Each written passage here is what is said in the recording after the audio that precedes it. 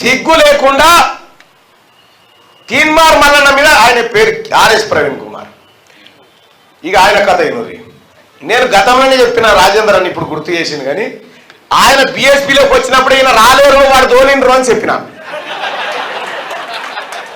ఎట్లా చెప్పిన అంటే నాకెట్లా తెలిసిందంటే కేసీఆర్ ఇంకొక స్ట్రాటజిస్ట్ ఇద్దరు కలిసి ఫామ్ హౌస్లో కూర్చొని రాబోయే ఎన్నికలు ఎట్లా ఎదుర్కొందామంటే నిరుద్యోగులు యువకుల ఓట్లు కనుక డివిజన్ చేయగలిగితే మళ్ళా మనం గెలుస్తాం అనేది వీళ్ళ స్ట్రాటజీలో భాగం. ఆ స్ట్రాటజీలో ఉన్నటువంటి వ్యక్తికి సంబంధించిన కొన్ని ఇంప్లిమెంటేషన్ స్ట్రాటజీలు మేమే చేస్తూ ఉంటాం ఇక్కడ. ఆయన వచ్చి ఎవరుంటే బాగుంటుంది, ఎవరు దొరుకుతారంటే ఆర్ఎస్ ప్రవీణ్ కుమార్ అని చెప్పిన. అది నాకు అసలు మ్యాటర్ చెప్పలే. ఎవరు ఇంప్లిమెంట్ చేస్తారంటే ఈయన అనగానే ఈయనను ఎత్తుకొని పోయారు. ఈయనను ఎత్తుకొని బాగోజు పోయారు. నీ గుండె మీద నీ గుండె మీద వచ్చేసి చెప్పు, నువ్వు బాగోజుకు పోయి డీల్ చేసుకున్నావా లేదా? ఈ పోరగాళ్ళ ప్రభుత్వానికి వ్యతిరేకంగా ఉన్న ఓటు చీల్చి కొద్ది ఓట్లతో మళ్ళీ కేసీఆర్ గద్దెనెక్కాలంటే కేసీఆర్ దత్తపుత్రులు లెక్క మళ్ళా ఇక్కడికి వచ్చి బిఎస్పీ కేసీఆర్ ఖబర్దార్ తొడలు కొడతా బడుగు బలహీన వర్గాలని నీ యాక్టింగ్ అంతా నేను బ్రహ్మానందాన్ని చూసినట్టు చూస్తుంటాను.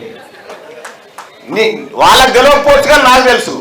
ఆఖరికి ఏం చేసి నడికేనా, నేను ఈయన తమాషా చూసుకుంటుంటే మేడ్చల్లో నేను టికెట్ అభ్యర్థించినప్పుడు కాంగ్రెస్ పార్టీ వేరే వాళ్ళకి అకామిడేట్ చేసినప్పుడు ఈయన నా కోసం ఆ సీట్ ఆపుతా ఉన్నాడు. వస్తున్నాయేమో, నేను ఎందుకు వస్తా నాకు తెలియదా? ఈయన లలితకరుడు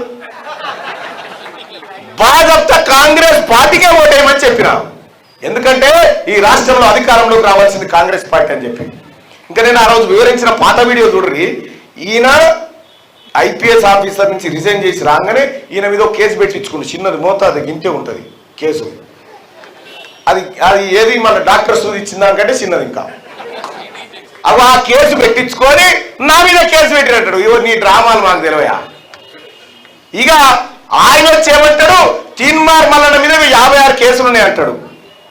ఆయనే వచ్చి క్యూ న్యూస్ స్టూడియోలో నిలబడి కేసీఆర్ అరే సన్నాసి కేసీఆర్ తీన్మార్ మల్లన్న కడిగిన ముత్యంలో ఆయన మీద గిన్ని అక్రమ కేసులు పెడతారని ఇదే ఆర్ఎస్ ప్రవీణ్ కుమార్ అన్నాడు.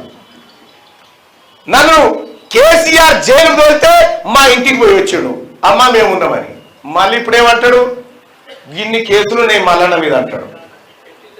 నేను గంట వర్కౌట్ చేస్తే నీ దుకాణం బంద్ అవుతుంది, మూసుకొని కూర్చోవు. నాకు తెలియకుండా ఏం జరగలే కానీ